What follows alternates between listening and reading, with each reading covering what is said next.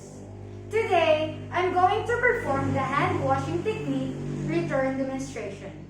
Hand hygiene is one of the most effective infection prevention measures.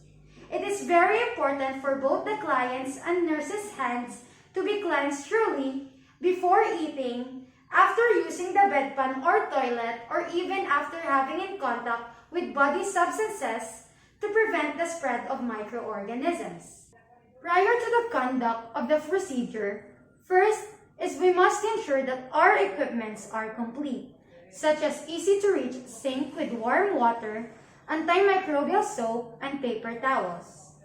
Next is we'll have to stand in front of the sink, and remember that the sink is a contaminated area, and so we must avoid touching it.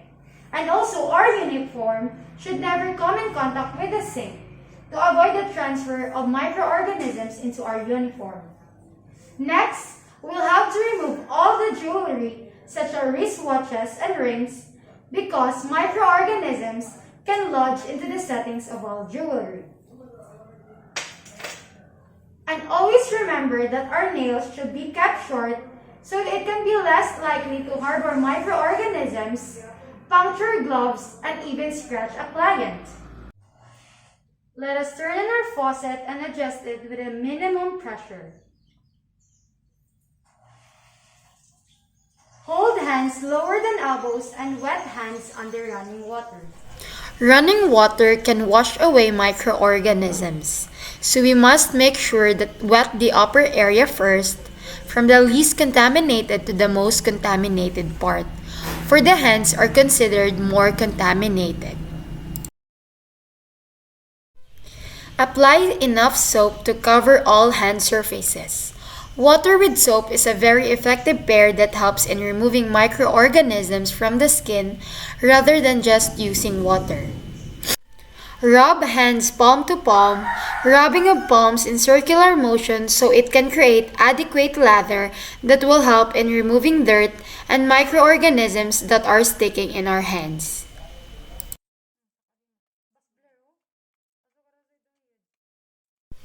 Then, right palm over left dorsum in an interlaced fingers and vice versa.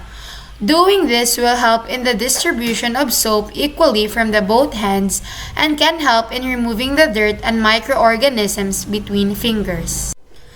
Palm to palm with fingers interlace. This will help more in the removal of the dirt and microorganisms between fingers. Okay, now, inspect the condition of the cuticles of the hand to see if there are open cuts of wounds that can harbor high concentration of microorganisms.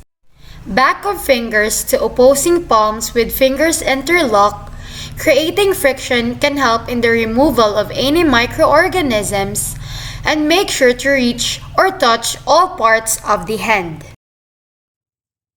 Rotational rubbing backwards and forwards with clasped fingers of right hand to left palm and vice versa.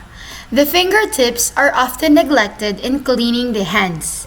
This part of the hands is where microorganisms are more hidden because of its tight space. That is why rotational rubbing is a must. Do your hand like this and rotational rubbing of left thumb clasped by the right palm and vice versa. Rotational rubbing will create a friction that will help in losing the hold of any microorganisms that is sticking in the thumb. Then, the wrist. Left hand to right wrist and vice versa. All possible contaminated areas should be cleaned even though it only has the least chance of being contaminated. In doing so, it will stop the spread of any microorganisms from the least to the most contaminated. And lastly, rinse hands with water. Rinsing with water from the least to the most contaminated area to remove the soap that is now mixed with microorganisms. Use your elbow to turn off the faucet. Using your elbow to prevent being contaminated again, or there will be a chance to be getting the same microorganisms that you are trying to remove for. Dry hands truly in a patting motion with a single use of paper towel. Dry the hands from the least contaminated area to the most contaminated to prevent any contamination. Doing it in a patting motion will prevent our hand from having scratches. Discard paper towels in appropriate bin. Throwing the paper towels in a proper bin will prevent the chance of the transmission of pathogens.